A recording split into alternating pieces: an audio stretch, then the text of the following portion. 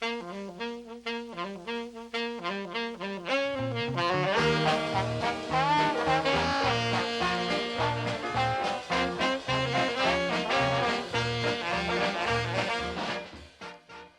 Mom, Dad, and all.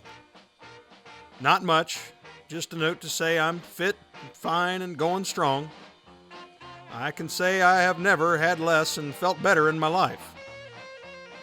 I haven't had any mail from you since your visit. It will probably be quite a while before I will. Has Melvin heard any more from the Army? I suppose the threshing is about over by this time. Was it a good season? Hoping everything is all right back that way. As ever, Dale. September and October 1942. The Australians hold Japanese forces 32 miles from Port Moresby. The Japanese attack Henderson Field and other U.S. positions at Guadalcanal with heavy bombardments from air, land, and sea. Werner von Braun successfully test launches the world's first surface-to-surface missile in Germany. Your brother Melvin isn't going to do so bad for himself. He would have been in the services by now if he hadn't enlisted. He is still home waiting for notice from the Air Corps as to what school he is to report to. I don't know how soon Nick is going to be in the services. One time the papers say they will be taking married men by Christmas, and then the next time they won't be calling them for some time yet. About all the young fellows and some not so young aren't around anymore. It sure seems funny around the hometowns anymore. Everything has changed. You heading out? I am. Have a good day at work. All right, thanks. Have a good one. I'll be back soon. All right. Bye. The next two letters were written on Sunday, September 13th. 2 days later, on Tuesday the 15th, WASP CV-7 comes under attack by an enemy submarine. Dear Dale, we haven't heard from you in more than 2 months, but we hope you are okay and are receiving our letters. Bob had to work today. He's still with the telephone company, and right now he's out at Wright and Patterson Fields. They have added quite a few new buildings, and they hire all their telephone work done instead of having their signal corps do it. The government has been sending word to all experienced telephone men asking them to enlist. I guess they're needed pretty badly. It takes so long to train them. You know, Bob registered this last June. Just 1 month later, he got his questionnaire. His boss at the company told him he ought to enlist in the Signal Corps. With his 2 years of experience, he might go ahead pretty fast. So, that is what he's going to do. They have been taking married men with children for a long time now. We were up at Grandma's in Pleasant Hill a couple weeks ago, and she said they have been drafting some farmers around there. I didn't think they would. I think if it weren't for me, he would have enlisted long ago. He says the more men and the faster they get in there, the sooner this thing will be over. I certainly hope so. I'll have to close now. I hope we hear from you soon. Your friends, Betty and Bob. After boot camp, Bob was stationed at Neosho, Missouri, where he trained recruits since he had experience from working for Ohio Bell Phone Company. As the war progresses, he is shipped to Guadalcanal to secure their communication lines. Dear Dale, how are you? Glad to get your V-letter August the 28th. Gas rationing goes in effect soon. Melvin passed with the aviation cadet as a reserve at Patterson Field and will be called as soon as an opening comes. The corn is ready for the binder. Daddy and boys have about 300 shocks all hearted out. We'll pick the rest. School starts tomorrow. Will be Bobby's first day. We all thought of you on your birthday, wishing you all the good luck possible, and then some. I close. Love, Mom. Have fun first day, Bobby. September 15, 1942. Dear Dale, it has been so long and so far between since we have heard from you that we wonder. The folks eat up every bit of mail they get from you. We are all fine. Nick is still selling sewing machines. There is going to be a gas rationing here, so don't know yet how that is going to affect his work. Connie is growing like a no-account weed. We think of you lots. Write to us and we will try to do the same. Hope this reaches you. Love, Jeanette and Nick. The WASP was the third U.S. aircraft carrier reported sunk since the start of the war. The fleet is now left with 4 known carriers: the 19,900-ton Enterprise, the 33,000-ton Saratoga, the Hornet of 20,000 tons, and the Ranger, about the same size as the WASP. While carriers possess tremendous striking power in their planes, they are vulnerable to assault. Battleships and cruisers are armored to withstand heavy blows as well as to deliver them. Aircraft carriers, on the other hand, do not possess the 16-inch armor of a battleship. Of the WASP's crew of 2,247, the Navy reported rescuers saved all but 173 men. The injured numbered 400, including 85 hospital cases. Because of the circumstances under which she was lost, the Navy hoped that the Japanese submarine skipper who attacked her did not realize the full extent of his blow, and thus the loss was not made public for more than a month, so as not to boost enemy morale. According to Captain Sherman, one torpedo hit the gasoline storage tanks and the second torpedo exploded in the forward bomb magazine. Both unleashed convulsive shock waves. The explosion was like 40 hells, he said. The ship virtually lifted out of the water. Life Magazine, Sinking of WASP. On another U.S. warship nearby was artist war correspondent Tom Lee on a life assignment. In his painting, he has recreated faithfully the moment of the big explosion. Says he, "This painting has had a peculiar effect on me. I felt very depressed while painting it. The colors are poor, inadequate symbols of the real tragedy, and whether the picture shows that tragedy, I do not know. It is so strange to put a howling inferno into the middle of a soft and beautiful sky and an untroubled tropic sea. Yet, that's how it was, and I have painted the truth as well as I could." Hi, boys. School's over already. Hi, Bobby. How was school today? Good. I really like my teacher. September 30th, 1942. Dear Dale, everything is going fine and everyone is well and as busy as bees. The corn is in shocks and the pickers are beginning to work. It is really good corn. We have 70 head of hogs on the place now, although 18 are just 2 weeks old. Some are eating plenty of corn to get nice and fat. Bobby says school is fun. He thinks his teacher is just it. Just so he keeps on thinking that way. Harry Beringer is in camp in Missouri. From his card, he likes it fine.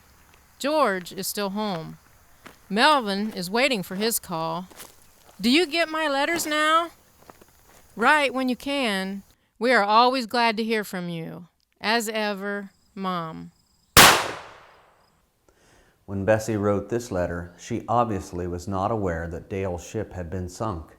The Navy still had not notified the families of those who were killed and injured.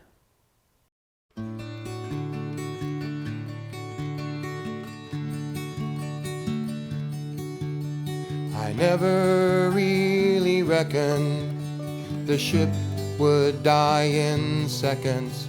No time to think or fight or even breathe. October 14, 1942. Mel Adams. I am coming home. Stop. 30-day leave. Stop. We'll get in sometime Thursday. Stop. Do not try to meet me. Stop. Dale R. Adams. I remember the day Dale come home when his ship was sunk. He come in the lane, it was early in the morning. He got a ride with somebody that dropped him off down 48 in our road. and he had his sea bag, and he walked up. Now, the guy wanted to bring him. He was on his way to work. I don't know where he picked him up from. I don't know where he'd come from. But the guy wanted to haul him up, and no, he said, I'll walk. He said, I need the exercise. But it was early in the morning, and he come in the lane. Dad seen him coming in, and he didn't know who it was, you know, because we hadn't heard from Dale for a long time. And he come in, and Dad he was getting the stove going. Because in the fall of the year, he's getting the stove fired up. And when the guy got up close to the house, Dad went back out of the house, and he come around the corner.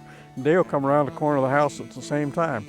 And Dad couldn't believe it was Dale. He had his sea bag on him, and he said, well, I thought I'd come home for a while. Well, at the time, we didn't know that his ship had got sunk, see? And he said they gave me leave to come home for a while. He said, of course, I had to buy a bunch of new clothes. He said, I lost all my others, and that's when he told us that the ship had got sunk. And Dale, when he came home, after his ship sunk, we didn't even know that happened until one morning, early in the morning, we seen somebody walking in the lane. And when we got in there, here was Dale. And his boat had been sunk a month. He'd been in the hospital. We hadn't heard from him. And he come walking in the lane, carrying his sea bag.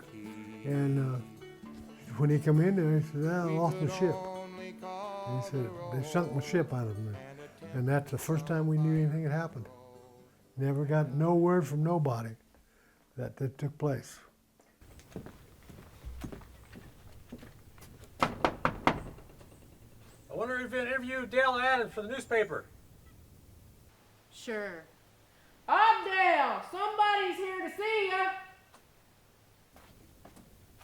Hi, how you doing? Hi, Dale. How are you? Nice to meet you. WASP destroyed in Southwest Pacific. Dale Adams tells story of sinking of the carrier WASP. With the release by the Navy of word about the sinking of the airplane carrier WASP, the story of a local boy who went through that harrowing experience can now be told. Dale Adams, painter first class of the U.S. Navy, son of Mr. and Mrs. Mel Adams of south of Covington, was one of the survivors from the WASP. He had been a Blue Jacket and member of the torpedo squad as a rear seat gunner and bombardier. I'd ask him about his service and what he did during the service and where he was, and he kept changing the subject. You know, he'd answer my questions I would ask, and then he kept changing the subject. And I asked him about where he was, you know, when the ship got torpedoed. And he said, well, he said some airplanes flew over, and somebody said something about B-17s flying over, and somebody else, then they heard the torpedo hit. And he said, well, that wasn't ours, that was somebody else's, because they weren't sure it was a torpedo at the time. They thought maybe they'd gotten bombed overhead. But he said later they found out it was torpedoes. But he was down in what he called the pilot ready room. They had an area down below that he described, and again, you know, he kept changing the subject. I have to go back and ask him again, what's the ready room? And he told me it was a room down below deck that had an area where all the pilots would assemble early in the morning, and ready to go make their flights, whatever duties they had that day, where they were going to fly over and bomb or whatever. And he said that they were he was writing the orders of the day up on the board. They apparently had a big chalkboard or something down there. He said they'd write the stuff up there for the pilots to read or rewrite or memorize or whatever. And I said, well, how do you get a job like that? I was surprised he had a job like that, you know. And he said, well, I went in 39, and he said that, you know, I had acquired the rank that I had a bunch of guys working for me, and that was my job. When we were hit, I was in the pilot's ready room writing down point options with the skipper of the torpedo squadron sitting right beside me. I was writing on this board. The information was for navigation charts. The last thing that came over the phones from the bridge was that 6 B-17s were directly overhead. The captain of the torpedo squadron said, "Find out what type of planes they are. You must have misjudged them." I tried to call the bridge and told the captain, "The only thing I can get out of the headphones is smoke." He said, "Let's get out of here." And he said that when the torpedo hit, he said that, you know, the ship shook, and he said them pilots all jumped up, and he said, and again I asked him, well, what happened when the ship got hit? What happened? What was the next thing that happened? And he said, well, them pilots all got together, and he said they ran out that ready room door like kindergartners going out on recess. I said, well, I'm surprised they did that. Usually on a ship that size, you know, when it got hit or something like that, they weren't that worried, or at least I wouldn't have thought their first impression was the ship was going to sink. He said, well, them pilots had been out and they had seen, you know, maybe everybody else on the ship wasn't that way, but the pilots had been out and they had seen what kind of havoc they had been doing to other, you know, doing to the enemy. And so when the ship got hit, they weren't surprised. They felt as though, you know, the ship was a sitting duck, just waiting any time for the enemy to come looking for them to get them back, because the pilots had been dropping bombs elsewhere. So he said when that happened, they wanted to get off that ship because they knew the ship was going to go down. So that's, you know, that's what he told me about that. And so I said, well, how'd they get off the ship? And he said they all had, the vests they had on were better vests than what the regular enlisted sailors had, because they were, you know, in airplanes and they're more likely to go down. So they had a different kind of vest than the rest of them did. He said when they jumped, he said for the most part, the pilots, he thought, didn't survive, because when they jumped from the top deck and they went down, he said it didn't, into the water. He said, first of all, when you're jumping that high, from that high up, he said it's like hitting concrete when you jump that, you know, you hit that after that distance. But he said the equipment they had on wouldn't allow them to go below water, and he figured they probably got up, you know, they burnt, because apparently things were burning. They had lost fuel and the water was burning on top. Part of the deck blew up past the bridge where the captain of the ship, Forrest Sherman, was standing. All around he saw white flashes. 2 fighter planes were blown over the side. Some were thrown topsy-turvy. The torpedo explosions were followed immediately by internal explosions. One right after another they came, and seemingly they never stopped. Captain Sherman witnessed that Larice Tatum, a dental officer, had exposed himself to fragments of exploding ammunition while administering first aid. He said apparently he had burned his hands, and I understood that he burned his hands going down a rope on the outside of the ship, on the hull of the ship. And he said no, he burned his hands because when the torpedo hit, he said it caused fuel to explode, and all the hallways had burnt, you know, like a torch, you know, heated all the metal. And there was a gurney hanging on the wall, metal gurney, and he said that he called him the ship's dentist or ship's doctor, or maybe they were one and the same, was at the outside of the door of the ready room, and he said he needed help. He said so he grabbed the gurney off the wall to put it down to lay the doctor on to, you know, put him over the side of the ship. And he said that the gurney was so hot it burned his hands, and that's how he burned his hands. And so I asked him again, well, what happened to the doctor then? Did you not put him over the side then after that happened? No, he said, we had help and we put him on the gurney, and he said that, of course he said the doctor wasn't going to make it because he said he was too badly burnt. He said that you could tell that he must have been sitting in a chair when he got burnt, because when he stood up, he said all of his flesh was like a burnt gray, except where he was sitting, you know, except the part that would hit the chair. He said that was not burnt, but everything else had been. He said they put him on the gurney, and another guy helped him. They took life preservers and they hung on each corner of the gurney, you know, to keep it afloat while he was in there. And he said they put him in. He said, can you imagine what that felt like, going into salt water on a burnt wound like that? The only wound that I ever got was burned hands. When I left the room, there was a dentist in bad shape. A stretcher was hanging on a wall in the passageway from the boiler room. When the fire had come up the stairs from the explosion, it made the galvanized stretcher hot. So when I grabbed it, I burned my hands. John Sewell and I carried the officer to the flight deck, and after putting some life jackets on him, dropped him 65 feet off the catwalk. With his condition after hitting that salt water, I still feel for that guy. Captain Sherman recommended that Lieutenant Commander Larice A. Tatum, Dental Corps, receive the award, posthumous, of a Navy Cross when he displayed extraordinary heroism as he calmly administered first aid to an extent which undoubtedly contributed to his own death. And Dale, on a couple occasions, spent a lot of time talking about his time at World War II. He talks about the day the WASP was sunk. Dale had started back toward the aft end of the ship, or the back. And as he was walking back, he had by one of the gun mounts that was along the side of the island was a fellow he knew, and his name was Haney. And Dale says to Haney, who's crouched down in this gun mount, said, "What the hell are you doing there?" He says, Haney looks up at him and says, "I don't know how to swim." He says, "Come on, we got to get off this thing." So they had gone to the back of the ship. Now they're several feet up from the surface, but they could drop down to the actual main deck of the ship, which is the second deck on an aircraft carrier. Fire hose.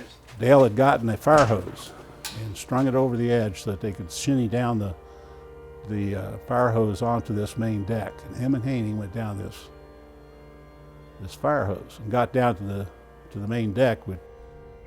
So then I said, well, how'd you get off the ship? And what happened, because he said everybody was all in disarray and all jumping off the ship, but the whole time he acted like it wasn't that big a deal. He was just kind of keeping his cool.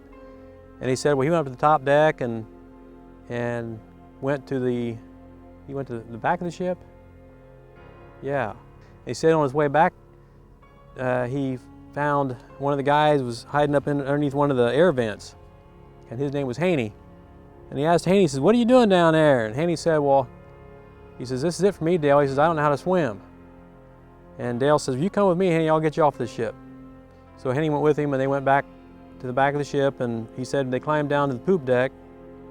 He said, "What about life preservers or whatever?" He said, "Well, I had paint lockers down there." And he said, "I had life preservers in the paint lockers."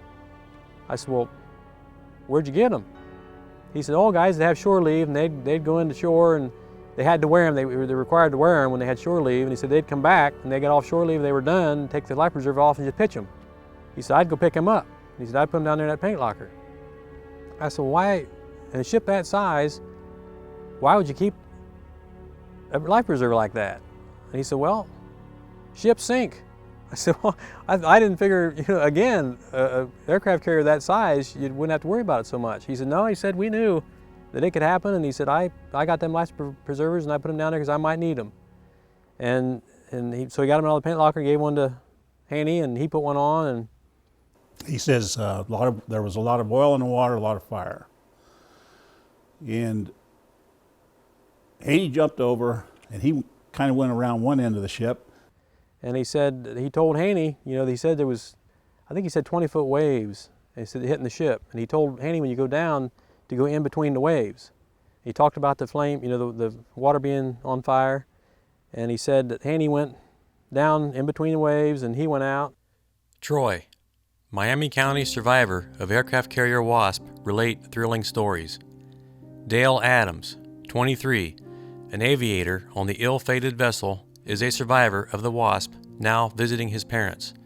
His plane was one of the last to land on the carrier before the attack. But like all other men from this carrier, home on furlough, he was sworn to secrecy regarding the fate of his ship until after the announcement was made by the Navy Department. With shipmate John Sewell, Dale carried an injured officer to the flight deck and had just let go of the stretcher when an explosion blew everything on the deck into the sea. He was going down a ladder, and he said the next thing he knew, he was out in the water. He said, so evidently an explosion on board the ship blowed him off. And he said when he got on top of the water, he said there was fire all around him.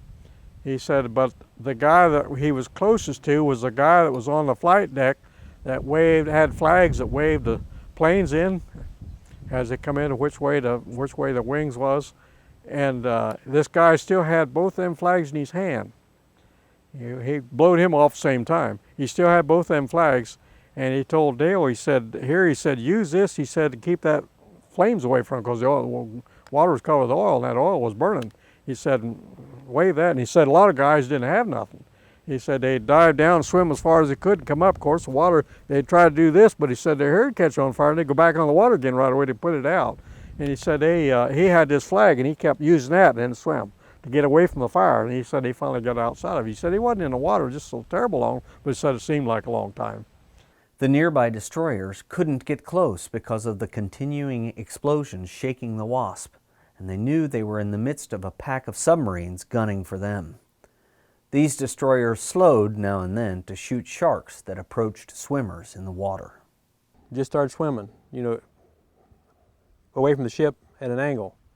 And I said, well, how long did you swim? He said, oh, it seemed like hours, but he said it was probably 15 or 20 minutes in reality. And then he said after the ship was hit, he said there were other ships, battleships, went around, or destroyers, and they were trying to find the sub that put the torpedo into the WASP. So he said a lot of the guys that were killed from the concussion from the depth charges that our ships were putting in the water to try and kill the submarine. He said so the reason he didn't get it was because there was the Marines apparently had like big cork life preservers on the side of the ship that were roped on, and he said they had cut the ropes that held them up, and they were all floating in the water. He said he climbed up on top of one of them, so the concussion didn't get him.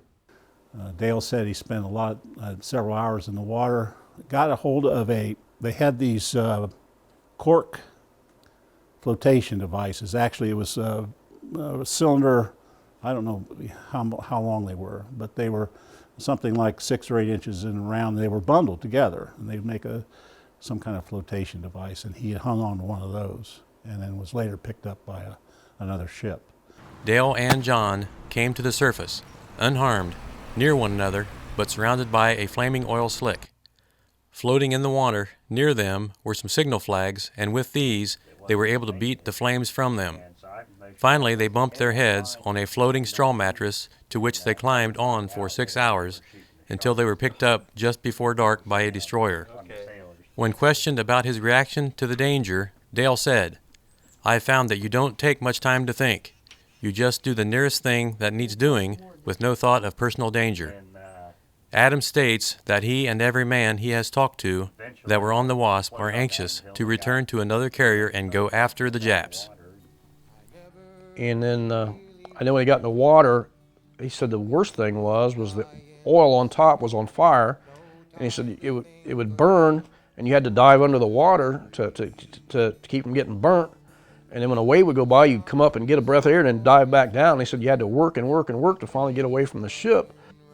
And then he said he seen another ship come along, and he said there was guys on the bow with rifles, and they were shooting. He just knew they were shooting. And he's out there floating around on his raft, and he thought, well, they're shooting survivors. He just figured they were shooting survivors, injured, that were putting them out of their misery. So when they came around to him, they asked him how he was. When the bow of the ship got near him, he said, well, how are you? And he says, I'm fine. He held his arms up, because he was afraid they were going to shoot him if they thought he had burnt hands. But he found out later they were shooting sharks. Apparently there were sharks eating the survivors out there, so he said they were shooting sharks. So then I asked him how long.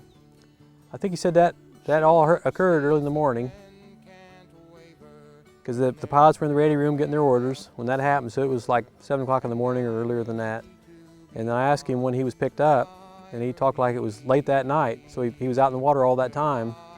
And I said, so you didn't get anything to eat all day? No, he said when they picked me up, he might even told me the name of the ship that picked him up, I don't remember that, but he said they had a crate of oranges, or crates of oranges. And he said that he ate oranges when he got on their ship that night. He ate oranges, and that's what he...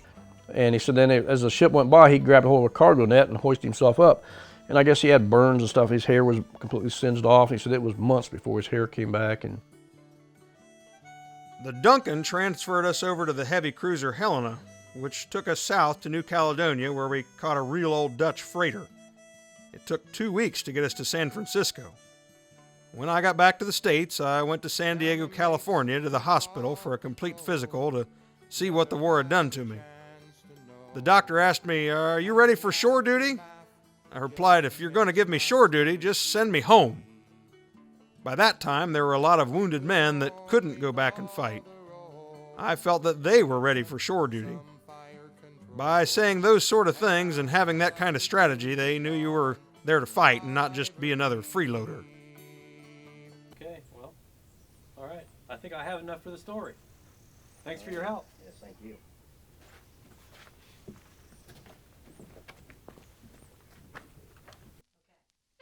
Hello, chum. Well, it's been a long, long time since I've heard or seen of you. Maybe you have forgotten me by now. Yes, and we're going to go on a hunting trip up to Montana on motorcycles, but our plans never materialized. Well, we both went on hunting trips, but not for bears or coyotes. They are worse than that.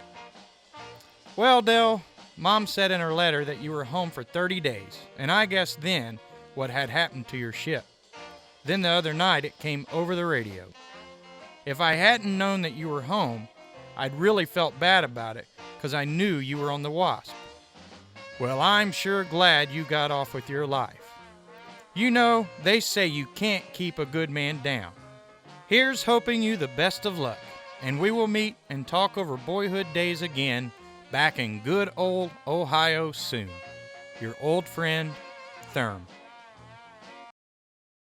Yeah, I was about to go, but see Dale come home, and Pappy wouldn't sign my papers, because Dale had his hands wrapped, and he hadn't seen him in 2 years, and he says, no, I won't sign your papers.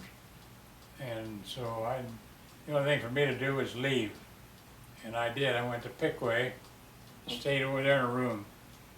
Jack Ross and I stayed together in one room, and I worked for building the Norton bomb site. First I worked at Wood Shovel and Tool when I got out of school. I remember that. But when Pappy wouldn't sign my papers, this was in October, 21st of October in fact. That was the day I was supposed to leave to go with Danny Randall, Lawrence S. and Bill Dersham to go into the Navy. And I couldn't go because that Pappy wouldn't sign the paper. I was 18. They could draft me without any question. But you couldn't sign. Couldn't volunteer. Oh, when I was the oldest one there? Well, that was back in the 42, 43. And so I was 12, 14 years old. The thing that I remember about that down there was the fact that there's where Marion was. Marion wanted to go to the Navy. We lived down there at the time. And I remember him and Dad got into it because he was going to go to the Navy and Dad didn't want him to go. And Dad kept saying to you, well, all I'm going to do is sign your death certificate. I ain't going to let you go. He had to sign for Marion to go because he was underage, see. And Dad wouldn't do it. He wouldn't sign for it. After his 45-day leave, Dale went back to the West Coast and was transferred from squadron to squadron along the coast from the Canadian to the Mexican border. Later, he is transferred to an escort carrier, the USS Natoma Bay. And they did have some fun nights. They'd have dances. They'd have just out in the yard, you know. They didn't have... They just a group of guys get together that knowed how to play music, and they'd play square dance music and had their own little get-togethers. Dad always played the fiddle, and Vivian played the piano. And of course, later on, they went, kind of traveled and went to different locations and played for dances and round and square dances. But he was home for, 30 days. When he went back, they had a party in the yard outside. They rigged some lights up on a pole, and they had square dancing and everything. It was a big party before he was supposed to go back the next morning. And that party lasted about all night because when they went back, that was the first time I'd ever went to an airport. We hauled him in a car down to the Vandalia Airport. And at that time, we stopped right along 25A. I didn't know what it was then, it was a highway. We stopped there and he walked through the gate and the plane was sitting there that he got on. We watched him get on the plane and he went back to where he went. I don't know where he went, but yeah, I can remember that party. It lasted all night.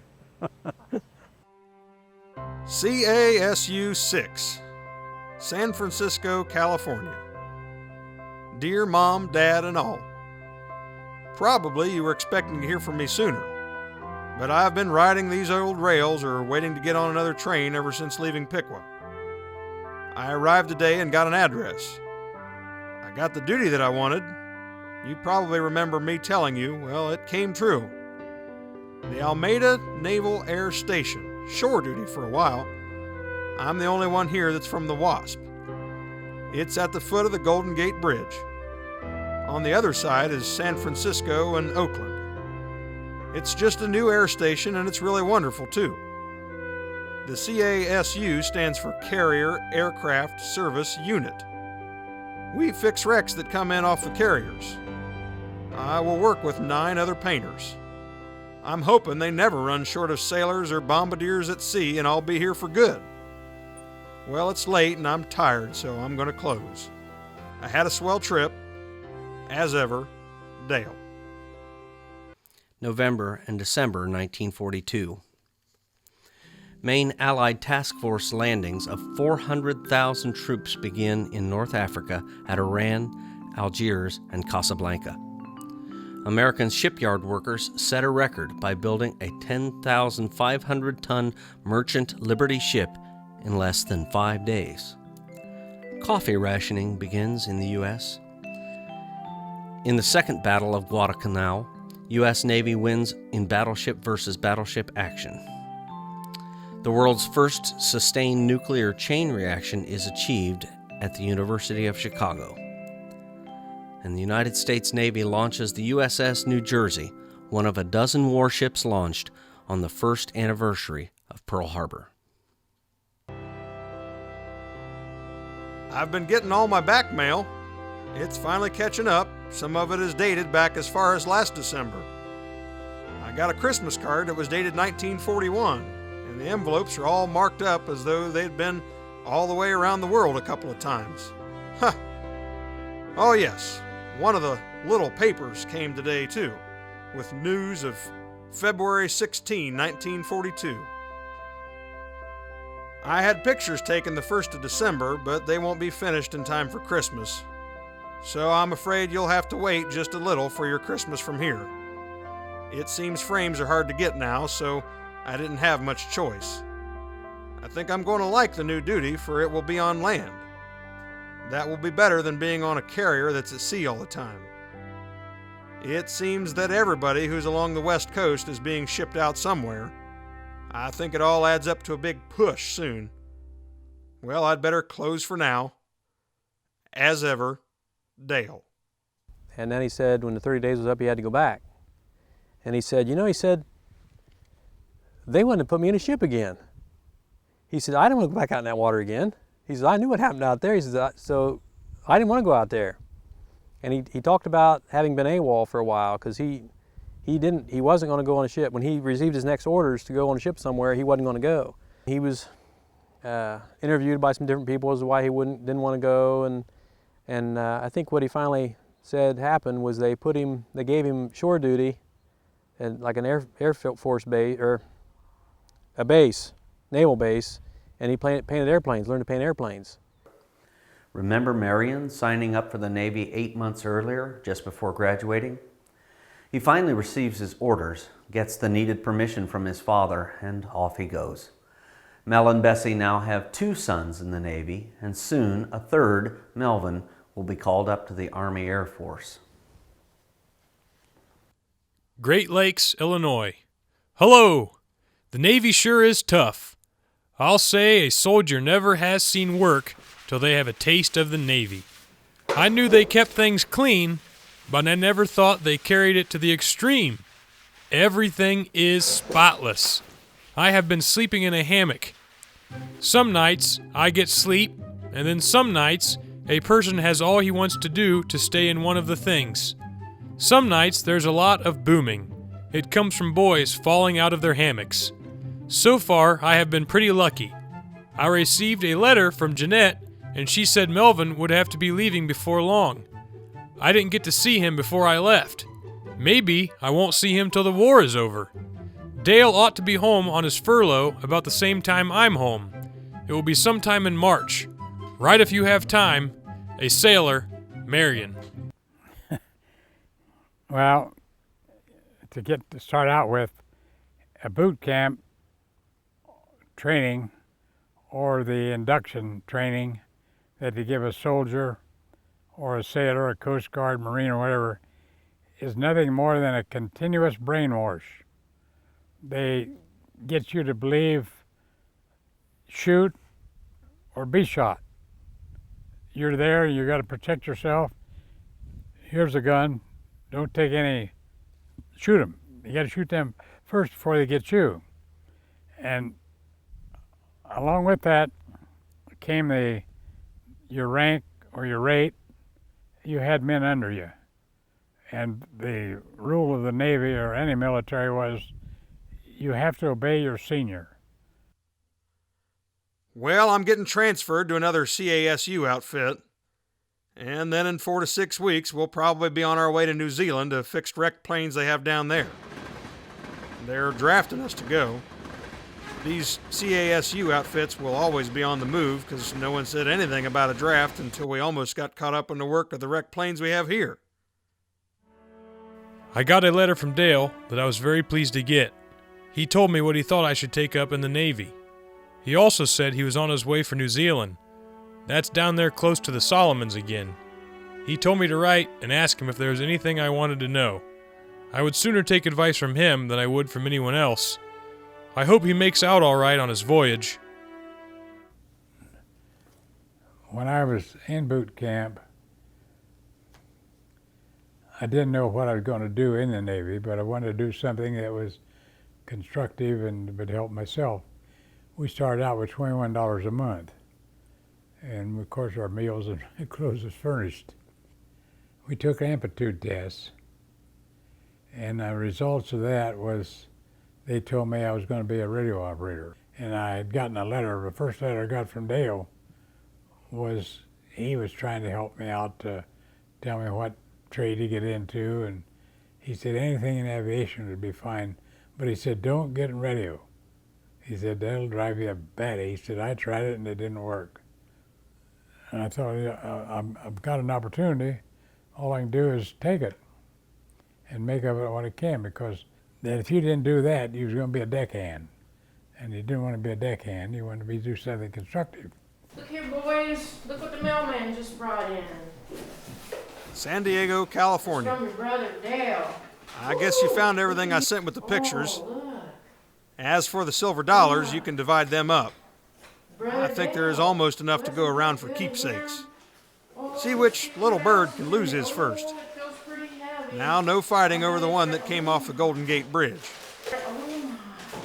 I am now in CASU 5. Its home station is here in San Diego.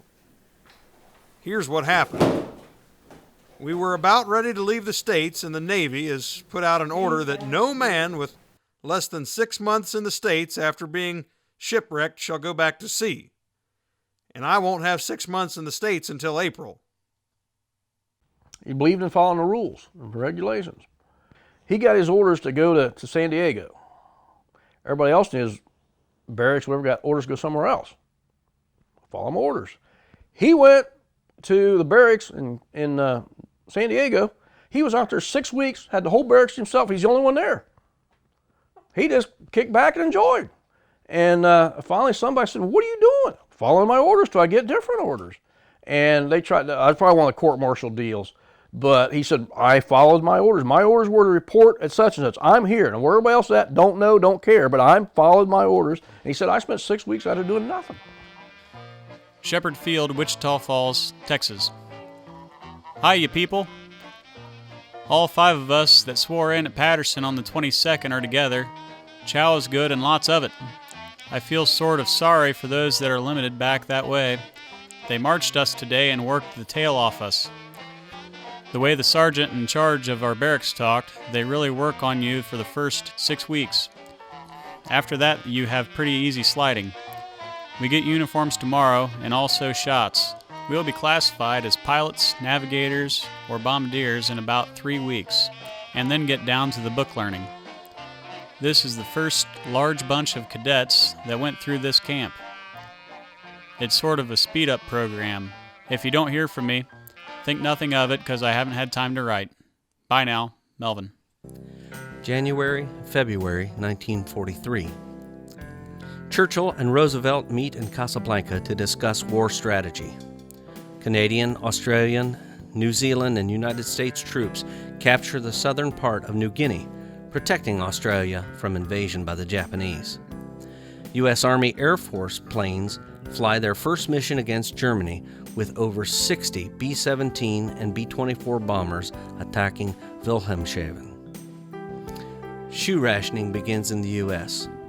Germans break through Kasserine Pass in west-central Tunisia, mauling the American Second Corps of the Allied Army. In the mornings, we get up at 4:20 and put on our long underwear. At noon, after we have done our drilling and had our exercises, we take off our winter and put on summer underclothing. That's Texas weather. I got my GI haircut today. It's short like grass. Well, I finally got my clothes on their way north. If any of the kids can wear any of my old clothes, they can have them. We had a lecture this morning. It mostly consisted of the laws governing a soldier during the time of war. Also, that we found out that we get no furloughs until after 7.5 months when we are commissioned as flying officers. I have an interview in about 15 minutes with the Master Sergeant, so I'm going to cut this short. It has something to do with why I decided to join the Air Corps. Well, I'm going to have to sound off till later. Hello, everyone. I got a letter from Melvin the other day. It was very interesting. I wrote him one in turn. I hope it finds him in good shape. We are getting bunks in the place of our hammocks. I'll be able to sleep better in a bunk. It sure is nice that the kids don't have to walk so far to get to school. Yes, that sure would be hard on all of their shoes. I hear they are rationed now. 3 pairs should last any one person.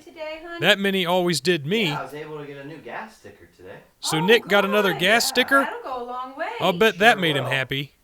If this keeps on, he won't need any. The Army will have him. I guess he is pretty much worked up about it anyway.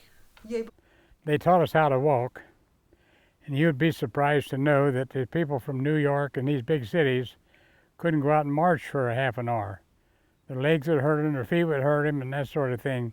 As far as myself, I thought that was a big joke, but it wasn't a joke, it was a fact. And I could march all day, drill procedures, and we had to learn to swim or know how to swim, and to ever swim in salt water unless I had to.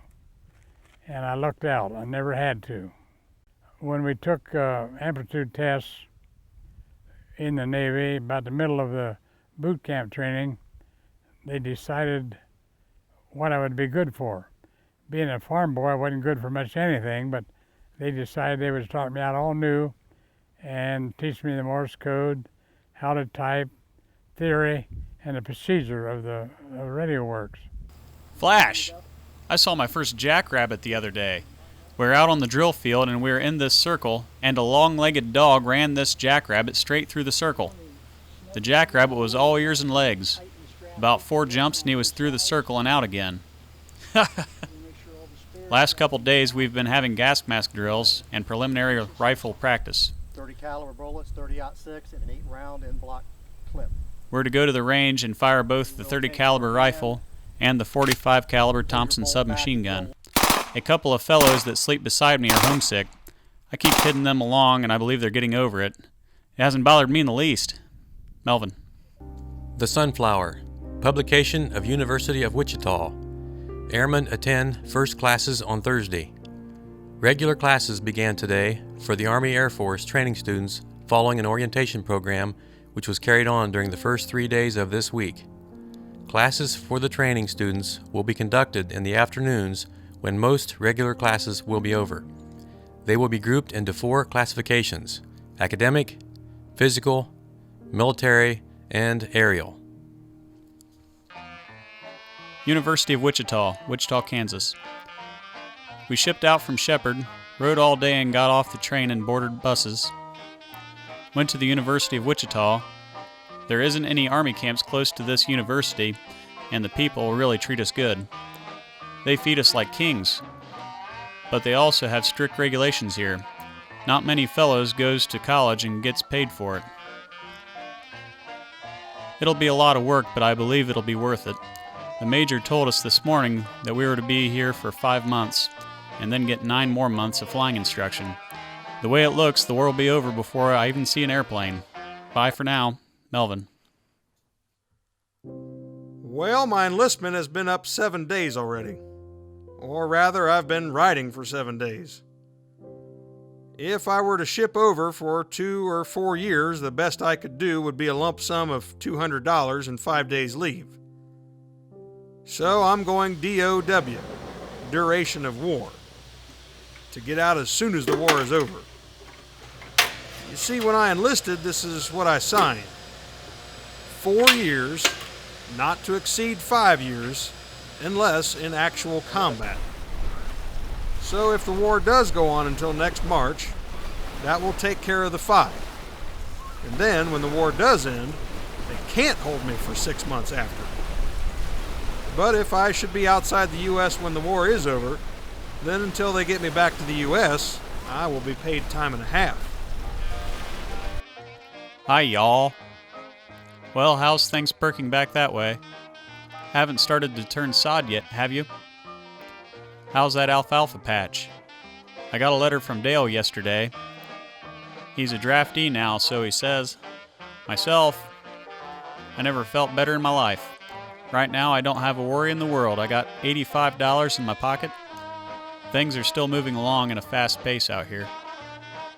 The work is about the same, but more of it. I've been trying to learn some trigonometry. I still get my formulas mixed up a little once in a while. But other than that, I'm still on the beam. As ever, Melvin. El Centro, California. Dear Mom, Dad, and all. Well, I'm at El Centro and will probably remain here for quite a spell. I was supposed to have left here, but the Marine captain found out there are some more planes coming in from the war zone that will probably need to be recamouflaged.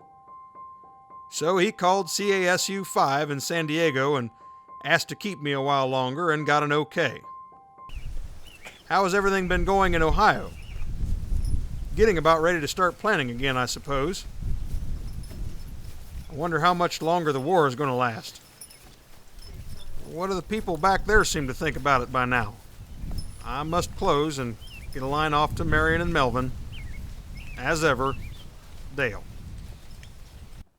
And one time when he was in Los Angeles, there was somebody, after he painted the airplanes, there was a guy there that wanted to have a Disney character painted on the side of his airplane like you see him do. And he said, well, I'm not an artist. He said, I don't know how to do all that. And he said, well, I got a buddy that works for Disney, and he's got decals, and he can show us how to do that. And okay. So Dale got time off to go visit this guy's buddy, and knew where he was and looked him up. And incidentally, he said that was another time he had written up for being AWOL, because after he got there, he visited too long and didn't get back to the ship on time. So I think his one-day event ended up being 3 days event. So he ended up being AWOL that time too, he said. But when he got there, the guy that he had to look up that did some of the artistry work for Disney explained to Dale that he wanted to help in the defense of our country, but he said he couldn't because he had a handicap. And I can't remember if he had a bad leg or something there that disallowed him to be in the service, in the military. But he said, I'm working on something I think you ought to see. Dale said, oh yeah, what's that?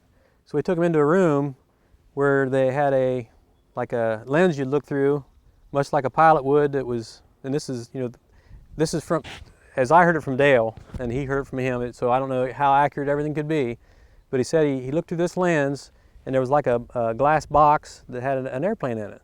It was one of our fighters. And he said the pilot, everything was all square inside the glass box, and Dale looked through the lens of the sight, much like a pilot would, and he said it looked like the airplane was in a turn, was in a bank. He looked up at it again, he was outside the lens, looked at it again, everything was all square. It was flying straight and level. He looked at it again, he said the airplane looked like it was in a bank. So he asked this guy, how in the world do you do that? How's that look that way? He said, well, it's the way I've got the airplane painted. He said, when you're looking through your sight, it looks like it's in a bank. And he said, I think this would be helpful in the defense of our pilots. If they were flying and the enemy was going to shoot at them, they would shoot in the wrong direction because it looks like they're in a bank. Because apparently at the time, the enemy had a lot better airplanes than we did. They could fly rings around ours, and they were a lot faster. And so this was a method that he thought would help, make our airplanes do a little better. So Dale, I guess, measured things up, and the way he had that airplane flying, or the way he had it painted so it looked like it was in a bank, and he took that back with him, and he talked to one of the squadron commanders and said, hey, I got an idea for something we ought to try on your airplane. So he described it to him, and, well, yeah, let's try that. So he took his airplane to the hangar, and he painted it all up the way that was described, you know, in that glass box. And they took it up and flew it, and sure enough, the other guys in the squadron said, yeah, it sure looks like you're in a bank. So the way Dale described it, he started doing that to a lot of the airplanes. All the squadron wanted theirs painted that way after they seen what the commander's airplane looked like and how it looked when they looked through a sight. And then Dale said he ended up doing that. You know, they'd move him from there to another Air Force base to do the same thing. My grades out here are super duper, and I start to fly in the morning. We get suits and chutes issued to us this evening. He wanted to know some time ago as to whether I've been making any use of the food the government's been giving us. Well, when I was checked physically at Shepherd Field, I weighed 120 pounds. I got weighed this afternoon, and I tipped them at 137 pounds. There isn't any of it that's soft. It can't be with 2 hours of regular workouts. We get 2 miles run after each workout. I get a big kick out of it.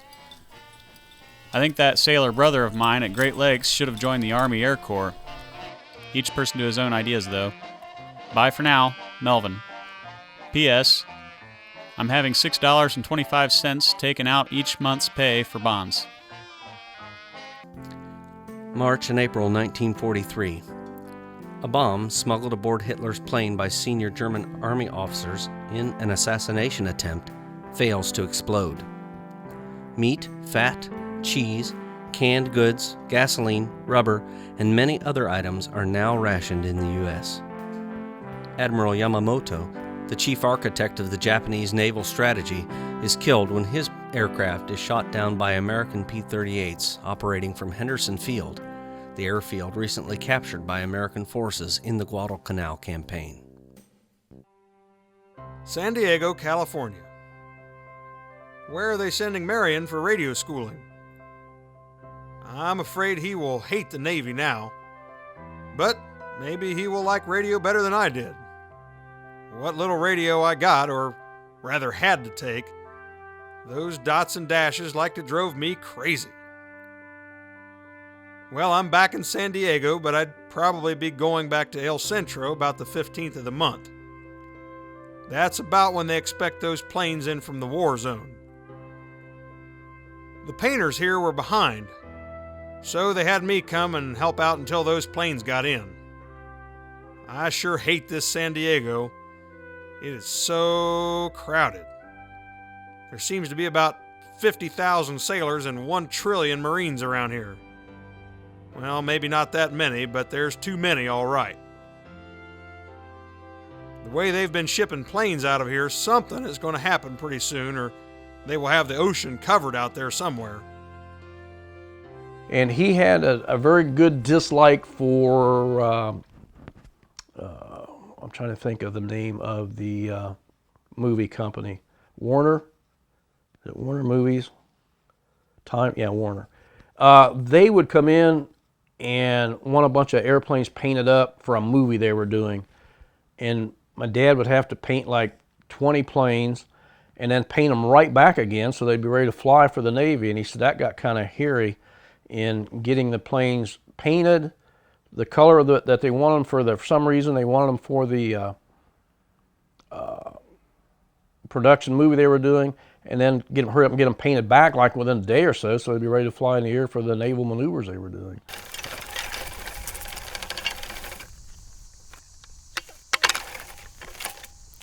Hello, everybody. Tell the kids I said hi and keep that yard mowed. Out here, the grass is needing it. I had a check flight today, and I finish up dual flying tomorrow. We'll probably solo the next day. Had a Flying Fortress stuck in the mud out in the field today. It had rain last night, and he got off the concrete runway. We helped unload it, and then hooked 2 little tractors onto it and pulled it back up onto the runway. Pop, you feel any older today? 51 now, aren't you? El Centro, California. Happy birthday, Dad. Just a little late. It's sure beginning to look bad for the Germans now with Russia joining the Allies and bombing them. Russia must feel pretty safe on the lines to be sending the planes over Germany. Maybe there won't be much war left by the end of the year. Northwestern University, Evanston, Illinois. Boy, this is some course. Dale said it would be tough, and it is. We spend 6 hours a day with earphones on our heads. They made my ears sore at first, but I'm getting used to it now. I got a letter from Melvin last week. He calls my uniform a monkey suit. Did I get him told about that? Yes, I told him that if he ever got orders to do something, that he should just think of me, sending him his orders. Ha! I guess he is liking his work okay. I wonder if he takes a bucket of dirt up with him every time he goes up. I'll bet it would make him feel safer if he did. I'm expecting to hear from Dale most any day now. So you got 40 trees planted. That patch out there will be full of trees pretty soon. Were they all apple trees? Your son, Marion. When they sent me to Northwestern University to learn Morse code and learn to type and learn about the theory of the radio and the procedures. The procedures was a thing that you had to be able to send a letter by Morse code that was enciphered into code because of censoring, you know. And no one knew who it was to or who it was from or what it contained. They had an urgent message, an operational priority, and routine, and deferred. Now these were all identified in the message you were sending by letters. What's new? Anything? I'm still putting along, studying, running, and passing the buck. A captain back from the North Africa war zone gave us a talk this afternoon. He's a bombardier and told us of some of the experiences he had. He was awarded the Silver Star, Distinguished Flying Cross, the Purple Heart, and 4 clusters of roses. He had flown 200 plus combat hours and was out of the States 15 months. As ever, Melvin Leroy Adams.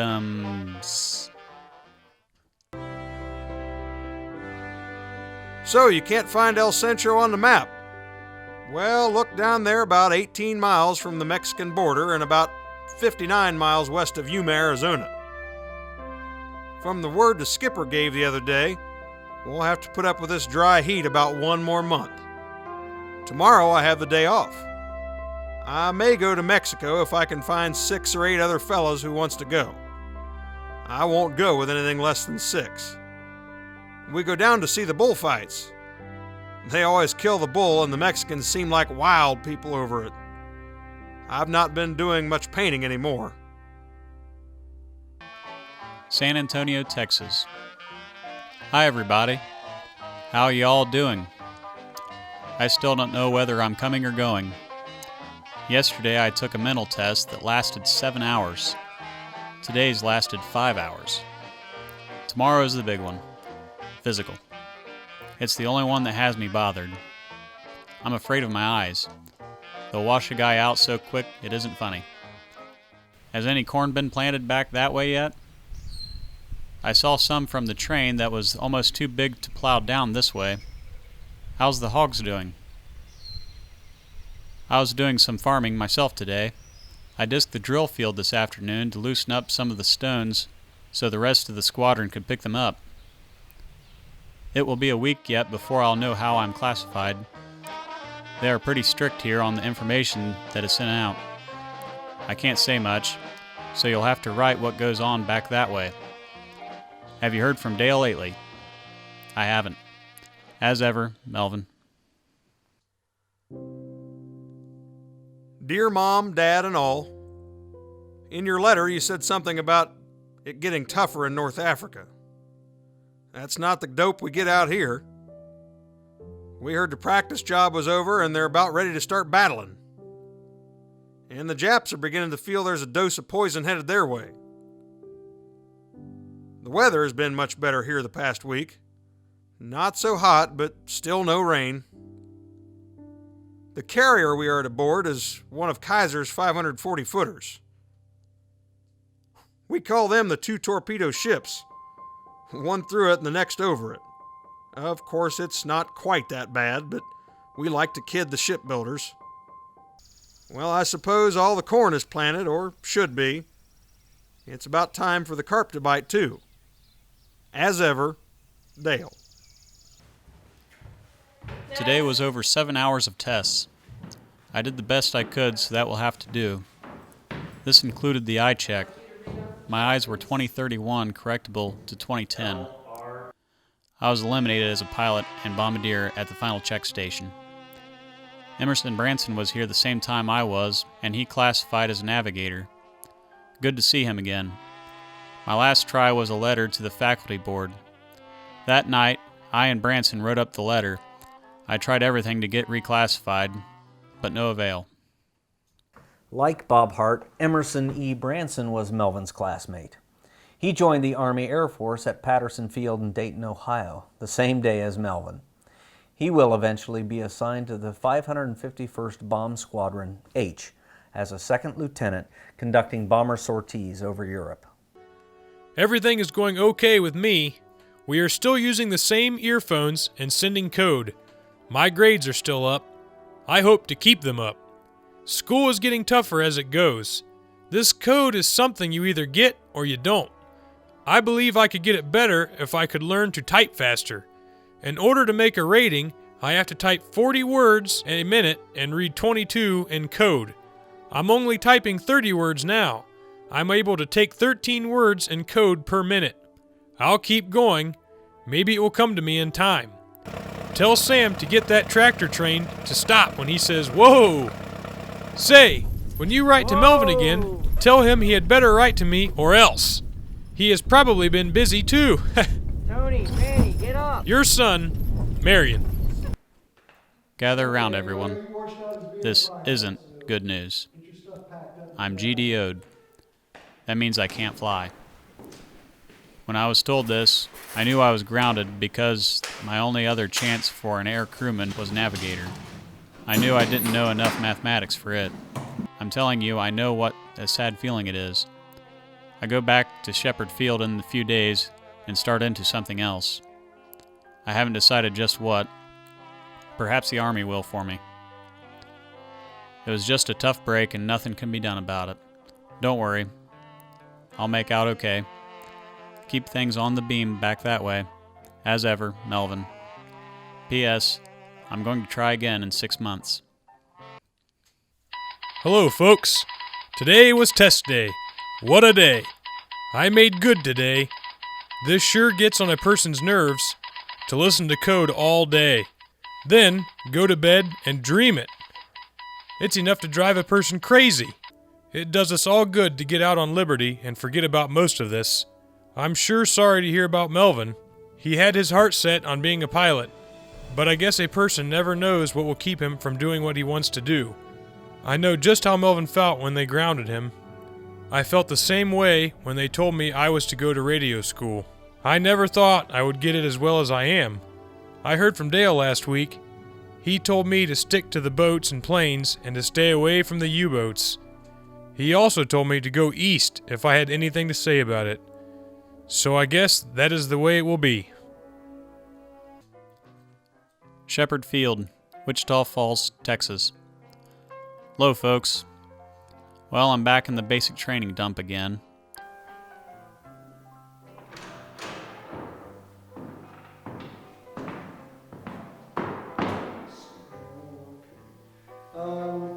It looks as though I'll have to take basic over again just to kill time. Went down and took a radio test, math test, and some other junk. We were sent here to be reclassified, and I think I'm still going to fly, as a bomber radio operator. We had our choice of aircraft mechanic and gunner, armored and gunner, or radio and gunner. I took radio. I'm to be sent up north somewhere to a radio school for 3 or 4 months. I took another physical exam and eye test this morning, and I had 20/20 vision. I get cut out of one thing because of my eyes, and now they're okay.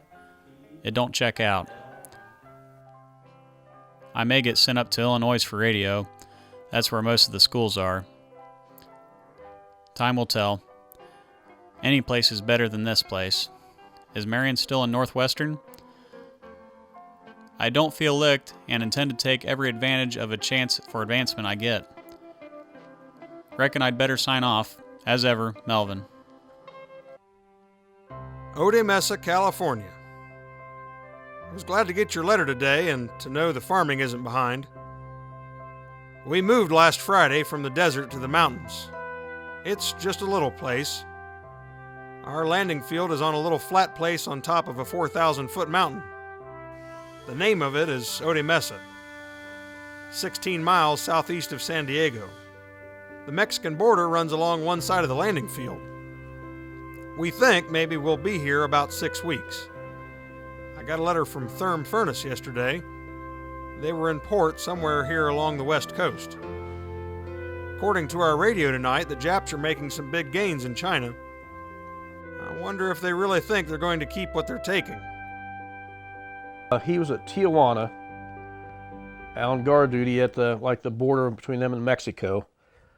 And what they were doing was checking to see that a lot of American money wasn't going into Mexico or coming back out of Mexico. I don't really understand all of that, but their main reason was to check to make sure that a lot of finances weren't being transferred in and out of Mexico. Anyway, he's on guard duty one night, and a car pulled up there, and the guy got kind of smart with my dad and said, "You need to let me on through here." And Dad said, "Well, once we get everything cleared out, we will." He said, "Well, I'm the sheriff of Los Angeles County." Dad, "Okay, don't mean nothing to me, but you're not in Los Angeles County right now, so we need to get things handled." He said, "Well, when he opened up his billfold, he had a large amount of American money. And I don't know what the limit was, but he said he was way over that. So he said, you're going to have to step inside and we'll have to discuss this." And the guy said, "Well, I'm sheriff of Los Angeles, I'm going on through." And Dad said, "No, you're not." And he punched a button, and somehow all the little sentries and stuff locked themselves down, and nobody could move anywhere, and everybody standing with their submachine gun pointing at this supposedly sheriff of Los Angeles County. They took him inside, and I guess he got a good reaming for, said somebody in your capability or somebody with your type of a job should know better than try to transport money in and out of Mexico. So Therm Furnas, electrician's mate 3rd class, was awarded the Silver Star. The citation stated he most ably assisted in supplying water to fight fires in a burning carrier, during which time a bomb exploded alongside his ship. His destroyer, USS Morris 417, pulled alongside 3 burning carriers during 1942, rescuing over 500 survivors each time. He had previously received official mention of his acts of bravery in these engagements. May and June 1943. The Japanese kill over 30,000 Chinese civilians in the Changjiao massacre. The North African campaign draws to a close with the surrender of 250,000 German and Italian troops. Vigorous fighting on Attu in the Aleutian Islands leaves U.S. troops in possession of territory occupied by the Japanese for over a year. Dear Mom, Dad, and all, I'm glad to hear Dad has so much of his corn planted. I guess it must have been quite a drag for him. Has he been planting it all with the team? I'm glad to hear all the kids passed in school. I guess it is my turn to pass now. It seems when it comes to a test, I get nervous and can't get it so well. Head to Area 51 and clean up. By the way, we put on our whites this morning and took off our grays this evening. They surely get dirty in a hurry. When are you all going to start planting spuds at home? I suppose that will be more spuds for the Army to peel. That is about all the Army is good for. If Melvin becomes a radio operator, he'll have a little competition from his little brother. How is the gas and tire situation back that way? I'll bet Dad could get tires for my car if he would just try. Tell him to put in for tires, and I'll pay for them when I come home. I'm sure that Ford needs them. If he tells them that this is the only car he will use, I'm sure he can get them. Bye now, Marion. When you stop to look around you and see fellows from every state in the Union and from every kind of industry, all with the same idea on their minds, one doesn't want to get out of the Army. I'm to be radio operator gunner. It's aircrew duty. Radio operator for the bomber and manning a pair of 50 caliber machine guns in combat areas. There's no doubt that it's going to be a hot spot. The war isn't going to be fought to the end as they are fighting now. The Army isn't drilling the ground duty men 4 hours a day in gas attacks for nothing. I believe I'd just as soon be up above it. If it should come to that kind of warfare, mum's the word on what I just said. Well, I reckon I'd better ring off. As ever, Melvin. P.S. I'm sending a set of wings for Jean and Vivian. The ones with the prop is for Jean. They're cadet wings. The ones with the shield is for Vivian. They're the kind pilots wear. Howdy, everyone. So, you have water on the back porch now. My. Now, the little birds won't have to fight about going out after the drinking water. I'll bet that was quite a job, but it will be worth it in the long run. When will threshing begin? I suppose it will be all over till I get there. I was afraid I would miss out on it. Maybe I'll get in on the whole works next year. A person wouldn't think he would miss something like that, but I do anyway. How is the corn and potatoes coming? The little birds will soon be picking them up. They'd have no inside plumbing at all. In fact, the water they had a pump on the back porch that come out of this same spring that was underneath the house. And that's as close as you could get. It used to be they had to go down underneath the house to get the bucket of water that we drank out of, or done dishes, whatever you use it for, washing even. But then my dad finally mounted a pump there that you could pump, and had a basin that run outside and dropped onto the overflow, run outside and dropped on the ground. But they'd put the bucket under the pump, and you'd pump the pump and get your water. That way it was just right at the end of the kitchen. You didn't have to carry it very far. But no, there was no plumbing. And in fact, it was a good thing because it all froze in wintertime. I can remember one distinctly, and that was Carl Yanks, and I'll never forget. He always seemed like he was in the threshing group, and he lived on the Sugar Grove Road, right at the corner of 48 and Sugar Grove Road, and he had the nicest team. He'd let you ride. He'd put me up on one of the horses when he'd go down to pick up the shocks and let me ride on there. And he could just speak to the horses, and they would pull up or stop. It was nobody driving them. So it was, I just thought the world of his horses. Up until this time, the Adams family did not have running water in their house. They used an outhouse and hand-pumped water from an outside well near the house. The water on the back porch was also pumped by hand, but that was considered a luxury since they did not have to go outside in the weather for water. We didn't have water in the house. We had a pump on the back porch, and that was where we pumped the water. And a lot of that was cistern water that we'd pump there.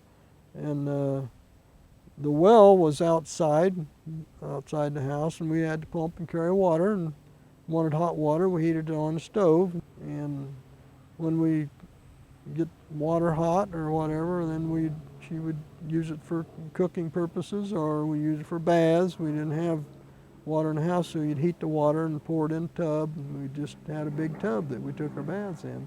Didn't have a bathtub, so to speak. She just had big wash tubs.